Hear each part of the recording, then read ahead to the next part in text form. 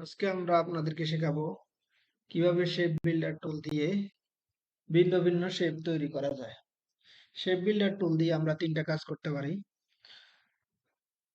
আমরা একাধিক শেপকে একটা শেপে রূপ দিতে পারি, আবার একাধিক শেপকে ভিন্ন ভিন্ন শেপে রূপ দিতে পারি, আবার আমরা একাধিক শেপ নিয়ে আমরা নির্দিষ্ট অংশ মুছে দিয়ে নতুন শেপ তৈরি করতে পারি। চলুন দেখে নেওয়া যাক। প্রথমে আমরা যে শেপগুলো নিয়ে কাজ করতে চাই সেখানে আমরা সিলেক্ট করব। তারপর শেপ বিল্ডার টুলে গিয়ে আমরা যে শেপ গুলাকে একটা শেপ এ রূপান্তর করতে চাই, আমরা জাস্ট ক্লিক করে ড্র্যাগ করব, ক্লিক করে ড্র্যাগ করব।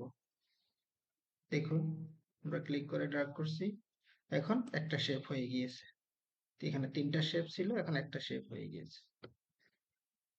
দেখুন, একইভাবে আমরা যদি আলাদা আলাদা শেপ তৈরি করতে চাই, সেক্ষেত্রে আমরা একই কাজ করব, সিলেক্ট করে শেপ বিল্ডার টুলে যাব।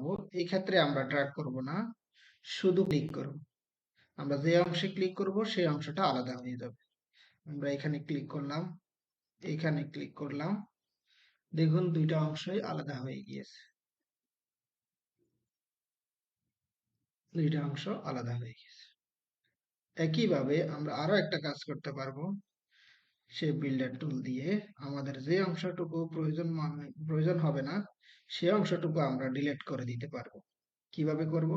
একইভাবে আমরা সিলেক্ট করব, সেই বিল্ডার টুলে গিয়ে আমরা এখন অল্টার দূরে আমরা ক্লিক করব। যে অংশটা আমাদের প্রয়োজন মনে করব না, প্রয়োজন নাই, সেই অংশটা আমরা অল্টার দূরে ক্লিক করব। দেখুন, এখানে মাইনাস সাইন আসছে, এখানে আমরা ক্লিক করছি, এখানে আমরা ক্লিক করছি, এখানে আমরা যেখানেই আমরা ক্লিক করব সেখানেই চলে যাবে, সেই অংশটুকু চলে যাবে।